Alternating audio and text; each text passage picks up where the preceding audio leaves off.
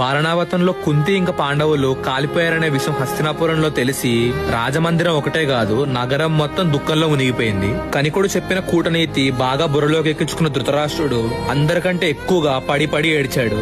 అందరికి డౌట్ వచ్చినా ఎక్కడో తమ్ముడు పిల్లలు కదా, లోపల ఎక్కడో కొంచెం ప్రేమ ఉండుంటది, దానివల్ల ఏం తేడుస్తున్నాడేమో అని అనుకున్నారు అందరూ.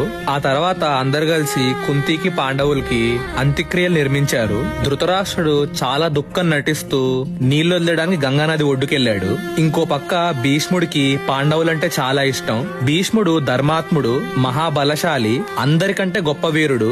ఈ క్వాలిటీస్ అన్ని పాండవుల్లో కూడా ఉన్నాయి. అలాంటి పాండవులు ఇల్లు కాలిపోతుంటే చేతగాని వాళ్ళ కాలిపోయారంటే భీష్ముడు జీర్ణించుకోలేకపోయాడు. అసలు ఇది అలా ఎలా జరిగింది అని గంగానది దగ్గర కూర్చొని ఆలోచిస్తూ బాధపడుతూ ఉన్నాడు. అప్పుడు విదురుడు భీష్ముడి దగ్గరకు వచ్చి ఇలా అన్నాడు, పితామహ మీరంత బాధపడకండి.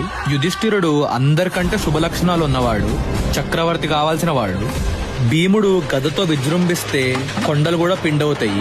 ఎలాంటి కష్టం వచ్చినా భయపడకుండా ఎదురు నుంచుంటాడు. అలాంటి వాడు ఇంటికి మంటలు అంటుకుంటే కాలిపోతాడా లేకపోతే గోడలు బద్దలు కొట్టుకుని బయటకు వస్తాడా? అర్జునుడు ఈ వరల్డ్ లోనే ఆర్చరీలో నెంబర్ 1. ఎంత పెద్ద అగ్ని వచ్చినా ఒక్క బాణంతో అగ్నిని ఆర్పగలడు. అలాగే కుంతి చాలా ఉత్తమురాలు. తన యవ్వనంలోనే పెళ్లైన కొత్తలోనే భర్తతో పాటు ఫారెస్ట్ లోకి వెళ్ళిపోయింది. భర్త తపస్సు చేస్తే తను కూడా తపస్సు చేసింది. భర్త బతికుండాలని చెప్పి ఫిజికల్ అట్రాక్షన్, ఎమోషనల్ అవటం ఇవన్నీ పక్కన పెట్టి నిగ్రహంగా ఉంది. పిల్లల్ని చూసుకోవటం కోసం భర్తతో సహగమనం చేయకుండా ఉండిపోయింది.